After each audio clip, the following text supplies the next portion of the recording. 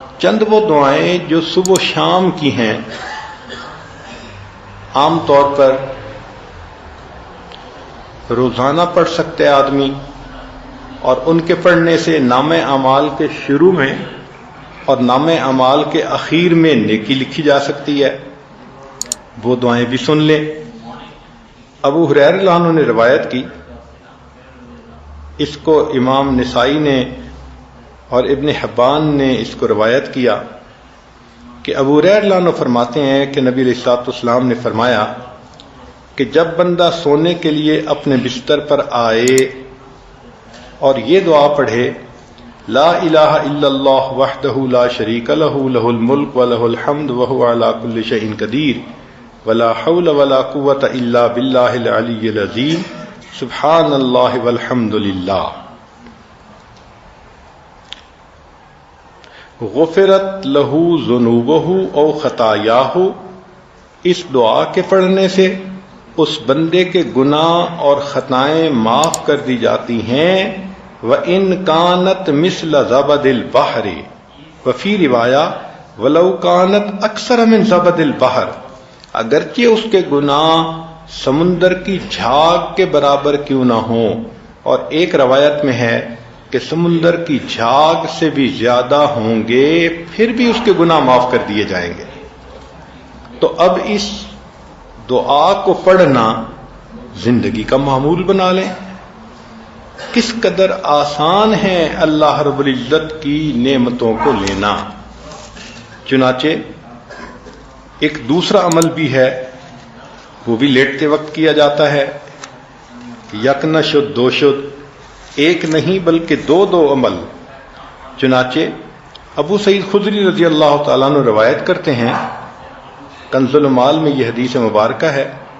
کہ جب کوئی بندہ لیٹنے کے لیے اپنے بستر پہ آئے اور پڑھے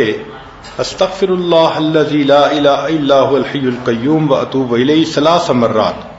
3 مرتبہ یہ پڑھ لے، غفرت لہ ذنوبہ، اس کے گناہ معاف ہو جاتے ہیں۔ وَإِن كَانَتْ مِثْلَ زَبَدِ الْبَحْرِ، اگرچہ وہ سمندر کی جھاگ کے برابر ہوں۔ وَإِن كَانَتْ عَدَدَ وَرَقِ الشَّجَرِ، اگرچہ ساری دنیا کے درختوں کے پتوں کے برابر ہوں۔ وَإِن كَانَتْ عَدَدَ رَمْلٍ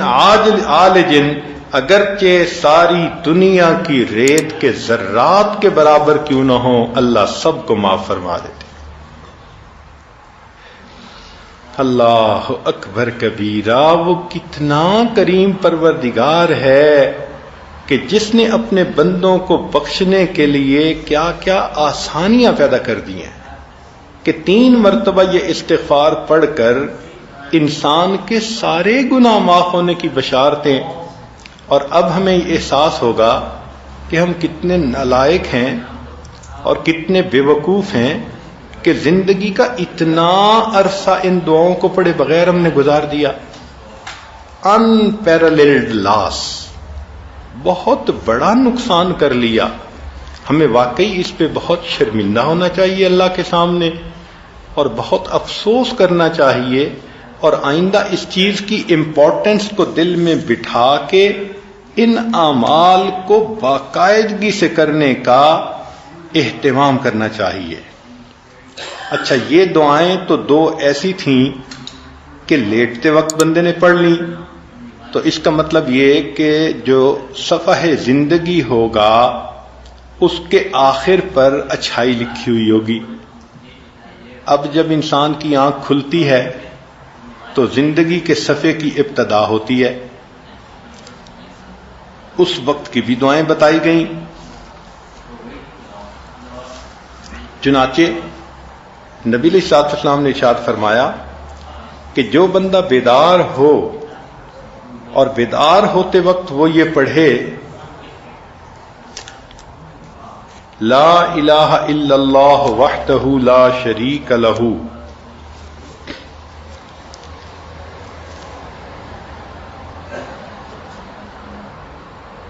لا الہ الا اللہ وحدہ لا شریک لہ لہ الملک ولہ الحمد وہو علی کل شیء قدیر، الحمد للہ وسبحان اللہ ولا الہ الا اللہ واللہ اکبر ولا حول ولا قوۃ الا باللہ، ثم قال اللہم اغفر لی یعنی جو بندہ صبح اٹھے اور یہ دعا پڑھے اور اس کے بعد کہے اللہم اغفر لی، اللہ میری مغفرت فرما دے، تو اللہ رب العزت اس پر اس بندے کی مغفرت فرما دیتے ہیں۔ بلکہ اس کے بعد فَإِن تَوَضَّأَ ثُمَّ صَلَّى قُبِلَتْ صَلَاتُهُ، اس دعا کے پڑھنے کی ایک خوبی یہ بھی ہے کہ اگر اس کے بعد اس نے وضو کیا اور فجر کی نماز پڑھی تو اللہ اس کی نماز کو بھی قبول فرما لیتے ہیں۔ تو دیکھیں، نام اعمال کے شروع میں بھی آپ نیکیاں لکھوا سکتی ہیں، اور عجیب مزے کی بات کہ درمیان میں بھی، نیند کے درمیان میں جب بندہ کروٹ لیتا ہے تو کئی مرتبہ آنکھ کھلتی ہے، تو جب آنکھ کھلتی ہے تو اس وقت بھی کچھ پڑھنے کے الفاظ ہیں، اگر ان الفاظ کو پڑھ لیں تو اس پر بھی اللہ رب العزت کی طرف سے مغفرت، اللہ رب العزت کی طرف سے اس پر بھی بندے کے گناہ معاف ہوتے ہیں۔ اب کروٹیں بدلتے ہوئے آنکھ کا کھلنا یہ تو معمول کی بات ہے، کتنی مرتبہ انسان سردی کے موسم میں کمبل ٹھیک کرتا ہے، رضائی ٹھیک کرتا ہے، اپنی کروٹ بدلتا ہے، ایک طرف سے دوسری طرف ہوتا ہے، تو کروٹ بدلتے ہوئے دعا کرنا، سبحان اللہ۔ عبداللہ بن عمر لانو نے اس کو روایت کیا کہ جو بندہ قال ہی نہ یتحرک من اللیل، کہ جو بندہ رات کو سویا ہوا کروٹ بدلے اور 10 مرتبہ کہہ دے بسم اللہ و سبحان اللہ و آمنت باللہ و کفرت بالطاغوت، تو ان کے پڑھنے سے اللہ رب العزت اس کے گناہوں کو بھی معاف فرمائیں گے اور ہر اس چیز سے محفوظ فرمائیں گے جس کا خوف اس کے دل میں ہو۔ ذرا توجہ کیجئے گا، یہ بہت بڑی نعمت ہے مشکل کام کہ نیند ہوتی ہے تو اس وقت تو بندہ چاہتا ہے کہ بس میٹھی نیند لے لیں اور دوبارہ آنکھ لگ جائے، تو اس وقت جو جاگنا ہے وہ مشکل معاملہ ہوتا ہے کچھ پڑھنا، لیکن اس وقت کے پڑھنے پر اجر بھی وہ ملا کہ جو اجر عام دعاؤں پر نہیں ملتا۔ کیا کہ آپ کے دل میں کتنی باتوں کا خوف ہوتا ہے، میاں نہ ناراض ہو جائے، اولاد نافرمان نہ بن جائے، بیٹی کے انداز بدلے ہوئے ہیں، اللہ اس کی حفاظت فرمائے، ساس آج کل بہت ناراض ہے، اللہ اس کو راضی کر دے، یا میرے خاوند کا کاروبار نہیں چل رہا تو تنگ دستی کا خوف، جو خوف دل میں ہے، یا فلاں مجھ سے بہت حسد کرتی ہے وہ مجھے کوئی نقصان نہ پہنچا دے، یا ہمارے گھر میں چور نہ آ جائیں، ڈاکو نہ آ جائیں، عزت کے لٹیرے نہ آ جائیں، یہ کتنا قسم کا خوف ہوتا ہے۔ تو حدیث پاک میں فرمایا کہ کروٹ بدلتے ہوئے اگر یہ عمل کر لیں گی تو جس چیز کا خوف دل میں ہوگا اللہ تعالیٰ اس خوف کو ختم فرما دیں گے۔ سبحان اللہ، کتنی بڑی نعمت اللہ رب العزت نے عطا فرما دی کہ کروٹ لینے پر وہ نعمت مل گئی کہ سارے گناہ ہی اللہ نے معاف کر دیے، اور جو خوف دل میں لگا ہوا تھا اللہ رب العزت نے وہ خوف بھی دل سے نکال دیا۔ لمبی چوڑی اپنی تسبیحات کرنے کی بجائے ہم وہ کام کیوں نہ کریں جو اللہ کے حبیب صلی اللہ علیہ وسلم نے بتلایا کہ جس پر گناہ معاف ہوتے ہیں۔ چنانچہ حدیث مبارکہ میں آتا ہے دوسرا عمل کروٹ لیتے ہوئے، اس کو انس لانو نے روایت کیا اور ابن سنی نے اپنی کتاب میں اس کو نقل کیا۔ فرماتے ہیں کہ جب کوئی بندہ دائیں یا بائیں کروٹ لے، ثم یقول، پھر کہے اشہد ان لا الہ الا اللہ وحدہ لا شریک لہ لہ الملک ولہ الحمد یحیی و یمیت وہو حی لا یموت بیدہ الخیر وہو علی کل شیء قدیر، تو جو بندہ کروٹ لیتے ہوئے یہ کہتا ہے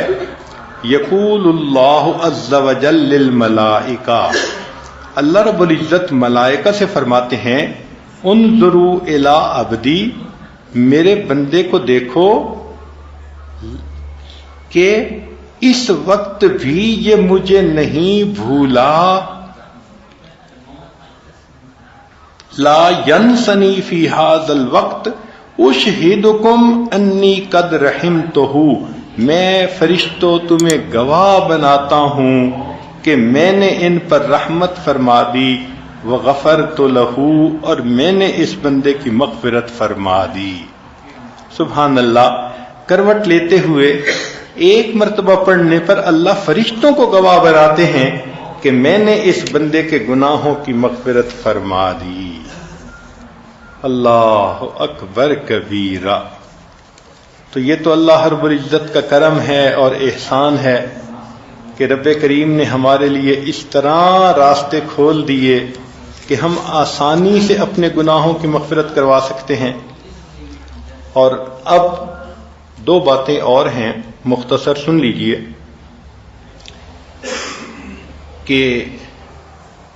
اس کو طبرانی نے روایت کیا، حضرت معاذ رضی اللہ عنہ اس کے راوی ہیں، فرماتے ہیں کہ جو بندہ اللہ رب العزت سے اس حال میں ملے کہ وہ اللہ سے حسن ظن رکھتا ہو، مغفرت کی امید رکھتا ہو،